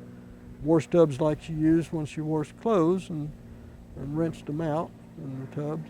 Usually the toilet was out on the other side of the woodshed where we lived on the farm there. It was back of the woodshed that we kept our wood in to keep dry. A little building where two-holder. There wasn't anything inside at all. Of course, we had to keep lime in there all the time, keep the odor down, flies and stuff, and being nasty. So. Hello, everyone. I have about an hour before lights out. I was on the rifle range the last few days. I did all right with the Army's new automatic rifle. It's a Garand 30-30. I won a medal for marksmanship. I missed sharpshooter by 4 points. So far, there has only been 5 fellows out of 304 that has made sharpshooter. The captain on the range said that I may get to try for qualifications on the Thompson submachine gun and the Air Force's new carbine. That new carbine is a nifty little gun. I shot 30 rounds in it the other day, and it sure packs the power. I got a letter from Marion yesterday. He seems to think I should have stayed away from radio. How's haymaking coming along? I was talking to one of the sergeants yesterday, and he said it was possible to get an emergency furlough to help out if you got too short of help up there. There's quite a lot of red tape to it, however. You have to get in touch with the local Red Cross and explain to them what you need. We had a fellow here in the barracks that was discharged because he was needed on the farm. Personally, I don't think it would be worth the time. You didn't have any trouble getting out of school to help at home. I mean, that was very common. Any farm boys, well, if they wasn't at school, they really didn't need an excuse to come back because they knew who they were and what was going on at the time. So yeah, it was very common for farm boys not to skip school to farm, to help farm, because there wasn't no help. Everybody was in the service, so we couldn't work. I wrote Dale a letter last night. I wrote it in Spanish. He should be able to read it, being as close to Mexico as he's been. We have had some Spanish fellows here in the barracks for a while. It's a good language to speak. Their sentences are condensed. You can say about twice in a telegram for the same cost. My flight instructor up at Wichita, Kansas, was killed. This instructor was one fine fellow. He and his students were taking off and collided in midair with another Cub that was circling for landing. The last time I saw and talked with him was after my last instruction hop. He climbed out of the plane and said, "Well, Adams, that was our last ride together. You've been a good student. Luck to you, and maybe we'll see each other sometime." We shook hands. Well, Adams, this is our last ride together. All right. I'll be going off the field tomorrow. Don't have the least idea where I'm going. Won't know till I get there. Well, it's time for lights out. I'm okay and feel fine. As ever, Melvin. Hello, folks. It is hard telling where I'll go from here. We split up. Some will go to the West Coast, and some will go to the East Coast. I put my bid in for the East, but more than likely they will send me West. Well, if they do, I'll get to see Dale if he is still out there. I got a letter from Melvin saying he was beginning to like code. I wrote back and told him I liked it too when I was only coming at 6 and 7 words a minute. I still think there is such a thing as getting too much code. He will see that in time. Of course, he has it nice. He only has to take it at 16 words per minute at the top, where I have to take it at 22 words per minute. He won't have to learn to type either. You see, aviation radio is much easier than land radio, so Dale won't be going out for some time yet. That is good. Maybe he won't ever need to go out. I suppose I'll be the next one to be riding the seas. Army Air Forces Technical School, Sioux Falls, South Dakota. Hiya, everyone. Started radar school today. We'll get 2 weeks of radar. It's a plane and ship locating device they got. It's almost uncanny the way it works. It sends out high-frequency radio waves that go out and reflect back from a plane in flight. It'll give the altitude of the plane, its direction, its speed, and about everything else but the age of the pilot, along with the 25 words in code that I'm supposed to learn. I'm to be able to repair any part of a radio they're using in the U.S. planes. I might add that I may get home sometime the last of November. The chances are I'll go on to gunnery school down in Arizona. That is to last about 8 weeks. From there, as I understand it, I'll be assigned to a bombardment group and fly around the states a month or two before heading for the other side. As ever, Melvin. P.S. Vivian has a birthday right soon, don't she? Sure glad to hear that you have a new roof on the barn. It was getting to where it needed it. I'll bet it looks good. How soon will you start on the house? Or will you have to wait until most of the farm work is done? Yes, that radar is something. We haven't been studying any of it, but I suppose we will in time. We are supposed to graduate on August 3rd. I'm expecting to come home then. Melvin sent me 4 or 5 of the latest pictures he had taken. He looks mighty good in those duds, but I think he would look better in a sailor's outfit. I'm beginning to make too many errors, so I'll close for this time. Your son, M.R. Adams. P.S. Do you suppose I'll ever learn to type? Better not answer that. You remember the old John Deere corn windrow, corn picker? Yeah, I remember we worked on it, wheel driven. Yeah, yeah. And another walnut tree down there. Had a long horse-drawn tongue in it. You cut that off, put a hitch on for the tractor. The Al Chalmers. Well, when I come home from the Navy or on leave, I don't forget which it was, back here, they was picking corn north and south, just about where the garage is, the old garage. There were 2 or 3 people following the picker. Mom, by herself. Oh, yeah. And always follow the picker. And she would get so far behind, Pappy would stop. Wait for her to catch up. She'd pick the corn up on the ground, off the ground, and throw it in the wagon. She'd carry it in her apron until So you get too many. Yeah. So he'd stop, and she'd go up there and unload it into the wagon, and get back. Okay. That's when every year counted. That's right. Every year. And they put, if they had the kids at home school, they went out there too. And helped because 3 or 4 sets of eyes could see better than one. Yeah. And he wouldn't have to stop. I know Dad already stopped the picker, and he'd be watching. He'd say, "You missed one. It's right back there along that row." Yeah. He'd go back, sure enough. He'd watch it. He'd see it on the ground already before he got to it. See, and he'd stop the picker and say, "It's right back there on the one road." road at a time. Go back, yeah, one road at a time. And the wagon set way out on the edge. Yeah. Hi there, Bobby. Say, what's the big idea of catching all those chiggers when the season's not open yet?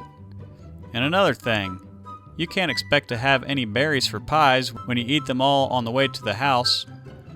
You might say you were saving sugar. Have you been keeping Bus fat? Does he still have to bark to get his feed? Poor pup. Did you and the rest of the young'uns do any fishing? Don't want to hear about the ones that got away either. Bye now. Melvin Adams of the 810th. July and August 1943. At Kursk in Russia, the biggest tank battle the world has ever seen starts to unfold, involving up to 2 million men and 6,000 tanks. An Allied force of almost 500,000 men under Generals Eisenhower and Alexander begins the invasion of Sicily.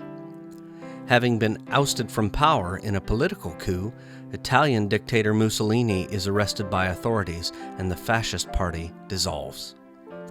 Allied military leaders meeting in Quebec are joined by Roosevelt, Churchill, and Canadian Prime Minister King to review plans for the invasion of France. 376 bombers from the U.S. 8th Air Force attacked Schweinfurt and Regensburg, Germany, with massive losses of 60 aircraft and a further 60 damaged. American forces take New Georgia from the Japanese in the Solomon Islands. U.S. Navy hunter-killer groups are in action against submarines in the Atlantic, and 12 U-boats are sunk. Ream Field, California.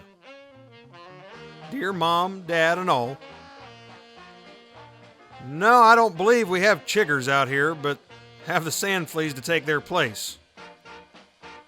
We moved again this week to Reams Field, and I'm expecting another move next week. They got more little outlying airfields around San Diego than you can count on fingers and toes. I guess it's protection for the big field at North Island. I got a letter from Melvin, too. He sent a picture. Pretty nice one. According to the papers and radio, the Japs don't seem to know whether they're coming or going just now. What do you think they'll do? Quit or try to keep fighting? It'll be the day when the Germans find themselves in the same fix the Italians are in now. As ever, Dale. And he said that, again, he told a story about he was told your next duty is going to be, at this Air Force base, and he told me where it was. I don't remember where it was now. But he said your next duty is going to be at this Air Force base, and you have like 3 days to get there. And Dale said they didn't give me any means of transportation, didn't tell me how I was supposed to get there, or tell me where the bus stop was, or anything like that. And he said so. It took me longer than 3 days to get there, and I was AWOL again because I didn't show up for duty on time, when I was supposed to be there. He said when he got there, these guys had all these airplanes ready to paint, and they told Dale he had to have these done by a certain date, and Dale said, no, that's no problem. And they said, well, we got you all this much help to do it, and Dale said, well, I'm not going to need any help. Oh yeah, he said, we got this help to do it. You won't be able to make it unless you get this help to do it. And Dale said, you put those 3 airplanes in that hangar, put me in there and close the door, and I'll get them 3 done, and we'll go from there. And Dale said he had them done in short order. And I asked him how he was able to do that, measure it all off and tape it all off. And he said, well, I didn't have to do any measuring. He said, I used the rivets. He could count the rivets. He knew where to put the paint based on where the rivets were. He just put the tape and would paint all the stripes and so on. So he said he got them all done and no problem. Well, he was afraid that if somebody else knew how to paint what he was painting and the speed he could paint it in, that they'd get the job and he would have to go back out on the water again. So he wanted to do it himself. That's how that went. School is going according to plan. I'm studying radio navigation now. Finding a plane's location by tracking down the known position of 3 or 4 clear channel commercial stations. That's the reason you hear over the radio that the German radio stations have gone off the air during an attack. If they wouldn't shut up, planes could tell just to the block where they were over the city. The planes tune in the station, change their direction, and take another heading reading of their compass. Figuring the angle, they know just what's under them.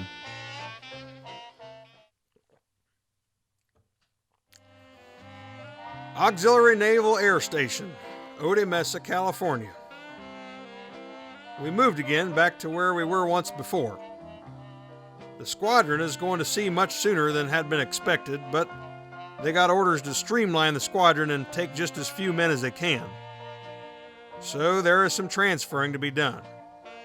I put in for a transfer and I'm almost sure of getting it. So many of the pilots are so young and have very few flying hours in.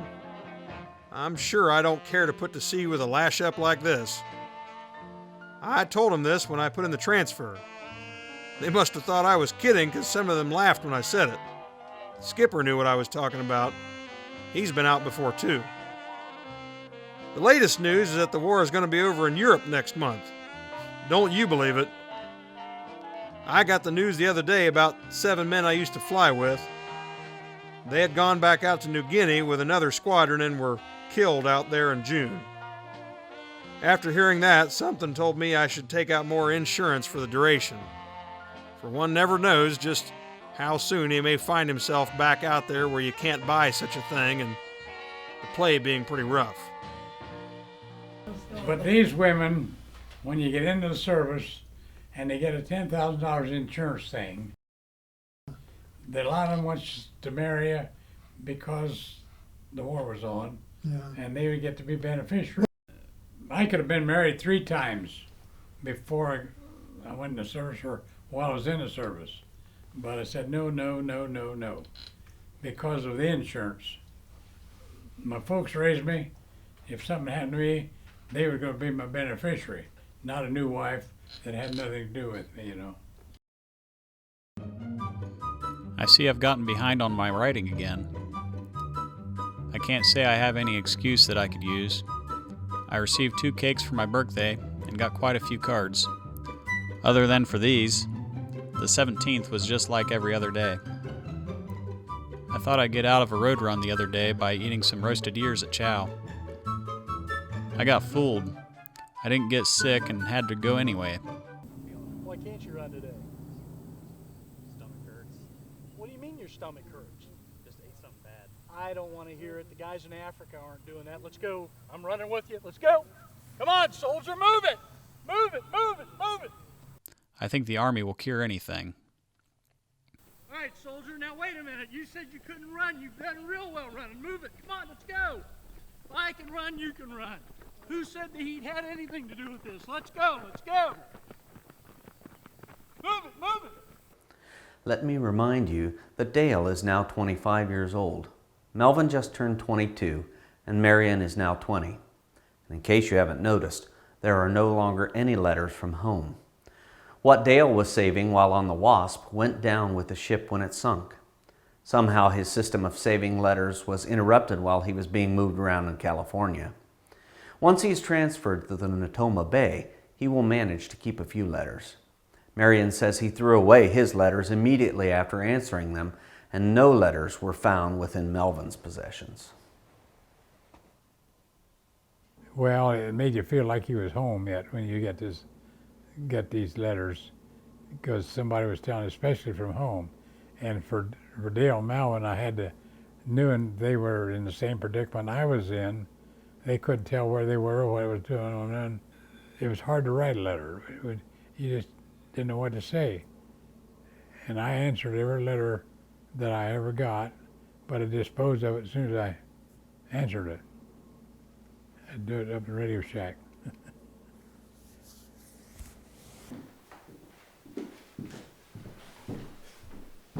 You have papers today from school?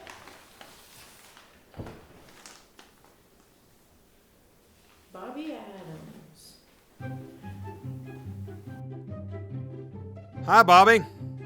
I've been wondering about old Bus since you got all them there new school clothes, new books, and could hardly wait for school to get started. Does he get anything to eat anymore? And where have you been putting him to keep him off the school bus? You better take good care of him, 'cause we'll be needing him to chase coons next fall. How do you like your teacher this year? I'd better stop now so you'll have time to get your milking done before dark. Your brother, Dale. How do the kids like school? I've heard most of the high schools back that way don't have many senior boys this year. Everything is upside down, I guess.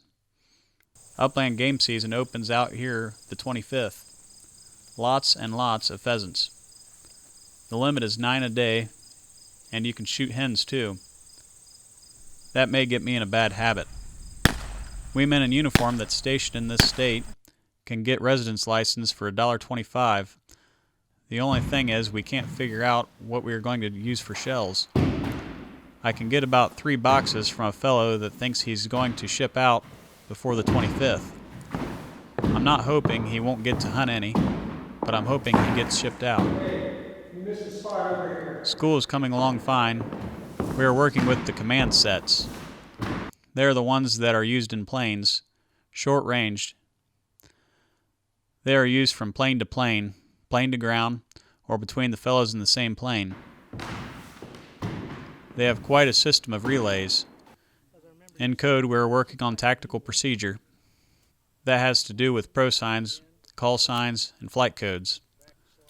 Was out on the range yesterday and shot the .45 automatic pistol. Not much kick, but it jumps quite a bit. I still think the .45 Tommy submachine gun has them all beat. As usual, Melvin. Yep, it sounds like Marion will be in on some landing party deals with what he's taken up. I tried to tell him to take sea duty if he had to, just to stay away from that radio stuff. But until next time, Dale. Naval Amphibious Training Base, Solomon's Branch, Washington, D.C. They really keep us busy up here. We are learning different sea duties. Mine is a short one, radio watch. I'm now a third-class radio man.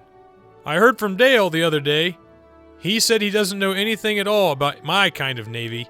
You see, this part of the Navy is all confidential. No others know anything about it besides the men in it.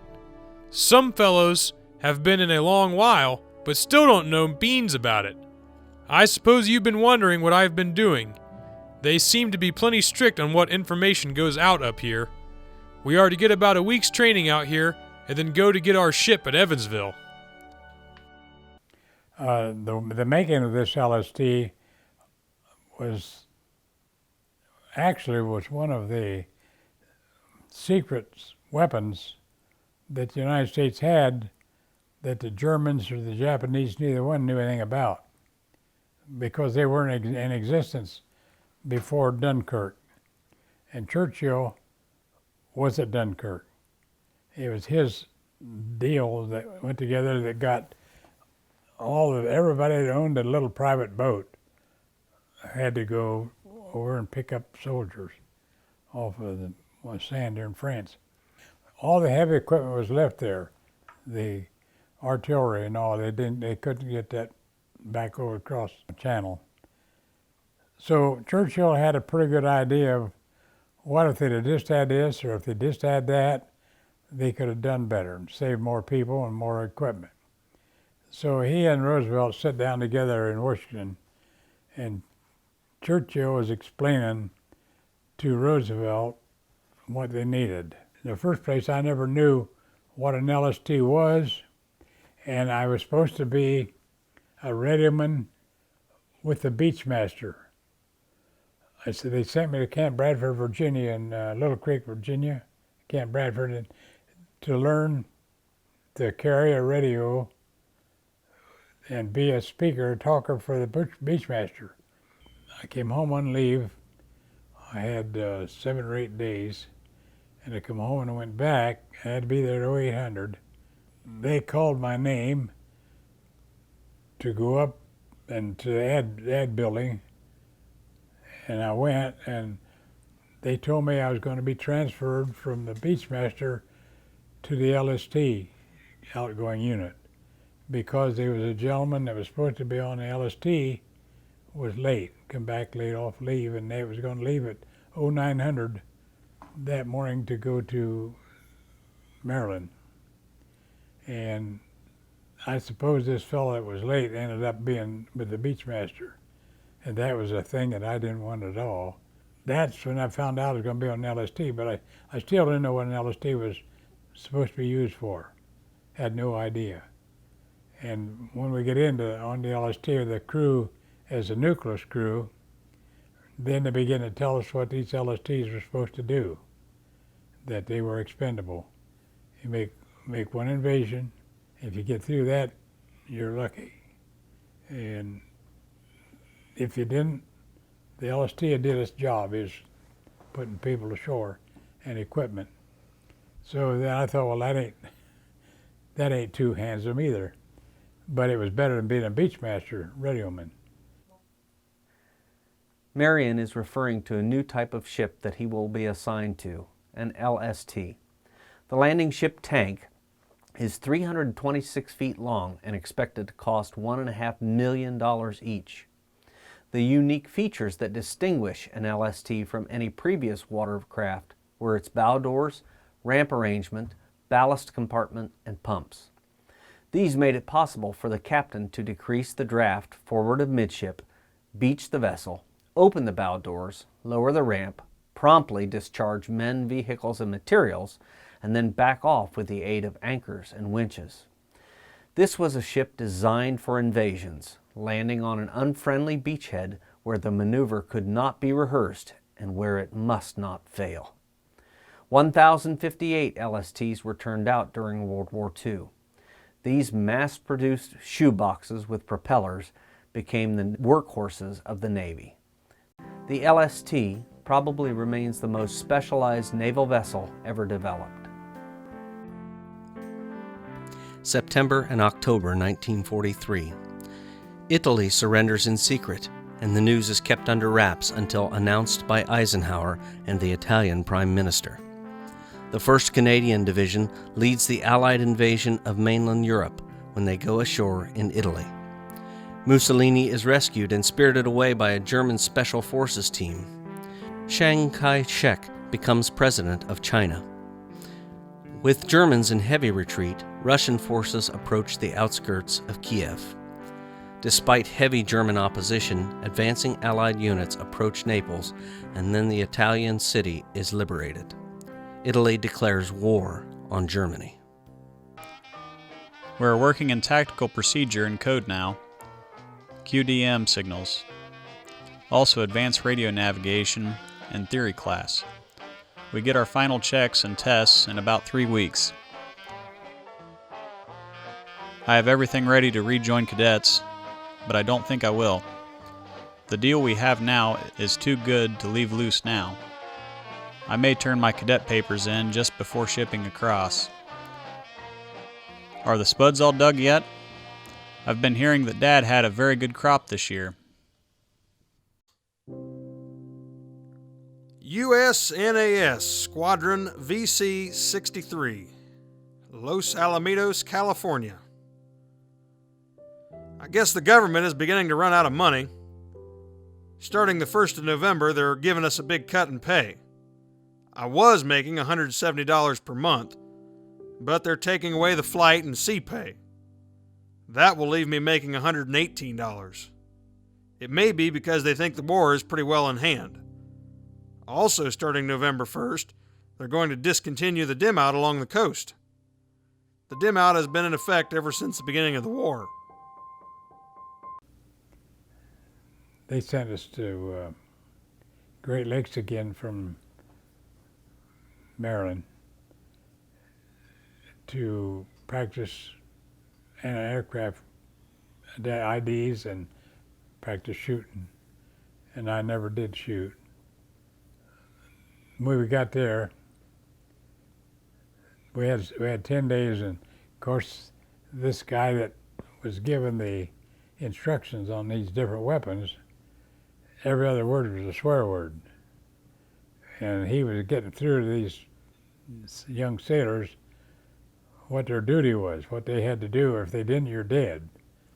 And he was really putting it through to them, see, and he told us where we was going to be and what we was going to be doing, and these airplanes was going to get you, and I don't know what all.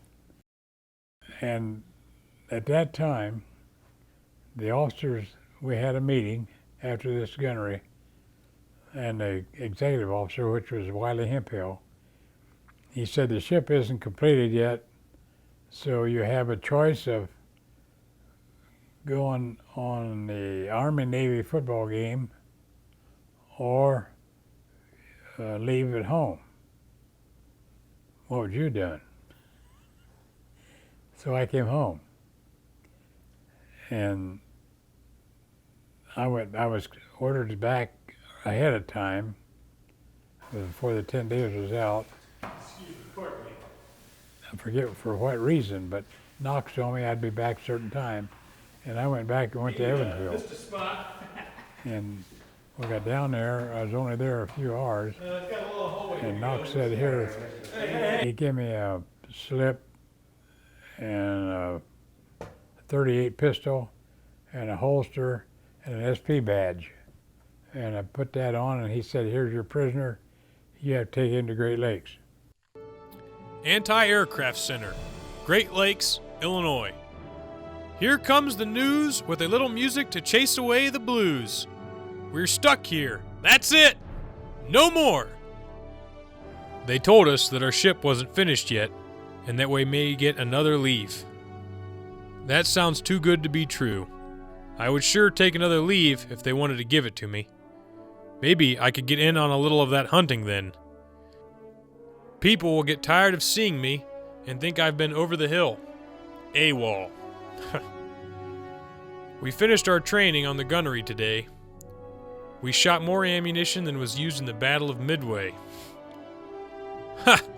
We also had to learn to tear those guns down and name every piece and then put them back together. There sure are a lot of pieces in one of those 20mm. We are all gunners now, as well as whatever other types of work we took up. I tried to get these fellows to believe it about those big potatoes. Some of them thought it was a big joke. All the men from Ohio believes it. They say that Ohio's soil is the best there is in the States, and what an argument that cooked up. Right soon. As ever, Marion.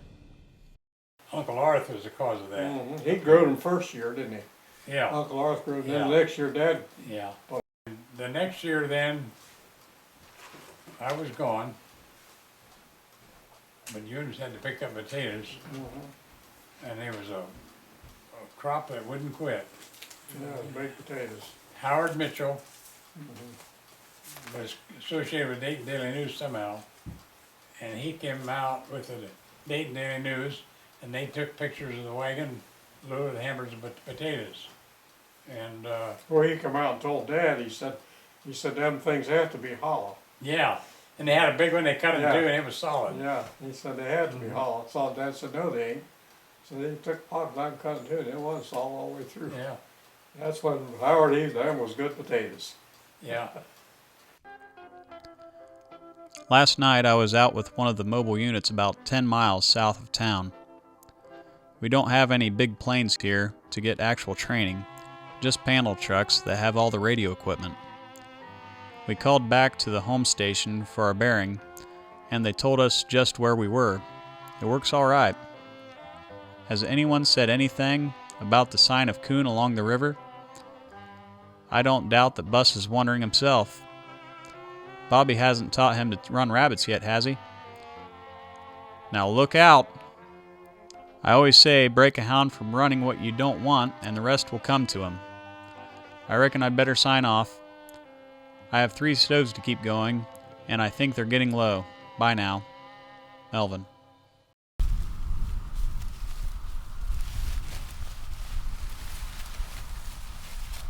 Dear Mom, Dad, and all. I've been wondering just what's happening back that way. Are you killing yourselves trying to get the corn in or what?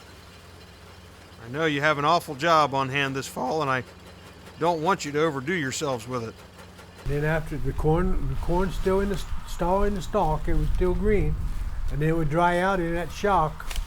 And then November, December, January, we'd go out there and pick up those shocks, bring it up and shuck the corn, blow the fodder in the barn for the cows, and that's where we fed it. If they would just get some speed to this war instead of poking along with it, maybe there wouldn't be another fall like this for you. It seems they're just taking their time and taking one little island at a time. When they take over one little spot, the radios blast out as though some whole country has been taken over. It's enough to get anybody on edge. I hear we are to move somewhere else about the 23rd. Don't know where. I heard that Gene's picture was in the Dayton paper. Imagine it's beginning to get colder back that way. No signs of winter here yet. Of course, the only difference between winter and summer here is that it rains during the winter months. So Marion has been home and gone back again. We've been flying quite a lot lately and have been most every direction from Sioux Falls. We were hedge hopping at about 50 feet and we scared up a bunch of pheasants. I'll guess there were more than 100 in the bunch. The planes we were in are O-52s. They call them pickle barrels. They are observation planes, small but a lot of speed. USS Natoma Bay, at sea. We came to sea November 22nd with only a day's notice before leaving. I hear we're going back into port in about 10 or 12 days. So I'll give you the dope in this letter and then mail it ashore to avoid the censor. We're aboard one of Kaiser's 450-foot flat-top Jeeps. Not a very good ship, I'd say, too small and flimsy. Kaiser, he built all kinds of these tankers for oil, and all he did was put a flight deck on top of them. They called them Jeeps in Dale's language. They'd have been Jeeps, and all they did was come back to the States. They load up airplanes and run them back down to the Pacific. And when one of these big aircrafts would launch a sortie and they'd shoot a couple of them down, these planes that these fellows took down there would replace them.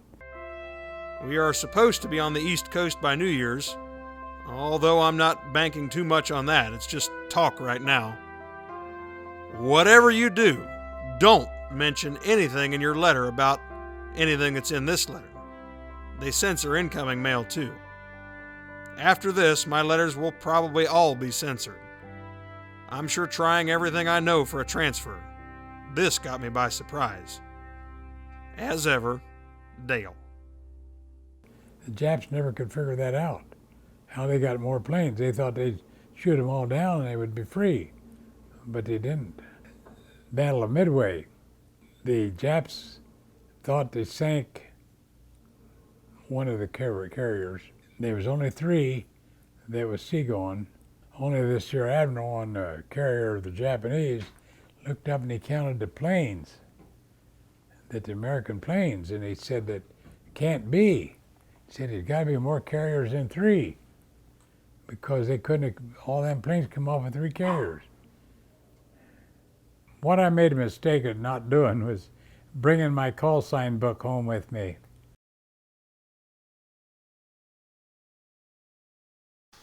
All right, camera's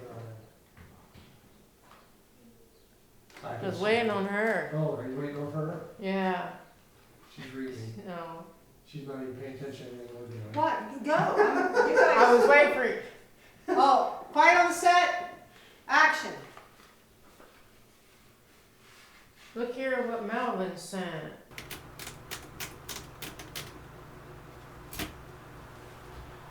Oh, let's see.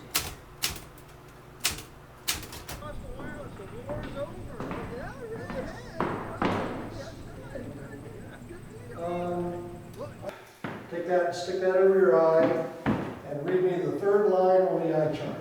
From left eye? Yeah. M. Hi, Doc. So have you been sleeping all right? I've been sleeping. Go this way. That way. That was perfect. Since he was going to be out to sea, he would keep his car at home where he didn't have the trouble of storing it and his family could use it when needed. Wow, boy, that was bad. Marion's a pretty short guy. Can't go up because we get to the top of it. Michael's a pretty tall guy. And you know that's actually Dale's blanket. He's mine. Am I supposed to be talking? Yeah. Don't look at the camera. I'm sorry. Okay, we're starting the scene. Okay. Tell me when. Yeah, don't look at the camera. Action. Hey, honey. Yeah. Honey. You heading out? Okay, start pumping. All right. Finish and get your drink.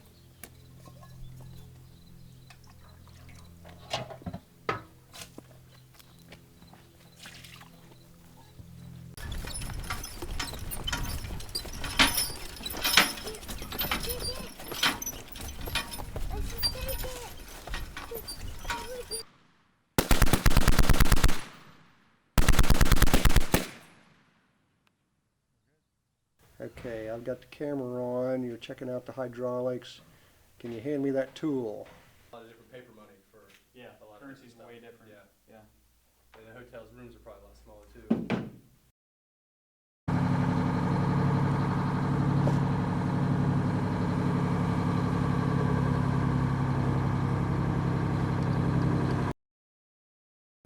While 632 planes were delivered to overseas or foreign destinations. I blew it. Let's try it again. Okay. Camera's on. Marion's LST was in England That's what I get. Marion's LST was in England preparing for Operation Overlord, the code name for the Battle of Normandy. The operation that would launch the invasion of German... That doesn't sound right. Okay, that is an incomplete sentence. His plane received a direct hit by flak, setting the No. 3 engine on fire. The crew bailed out. Dadgum you! Dadgum you, Tim!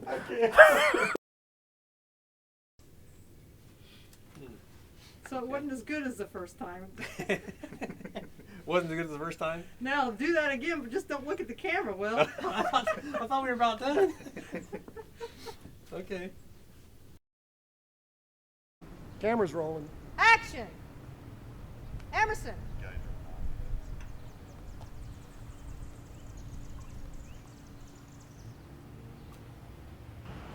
Good. Cut! That was good. That was good.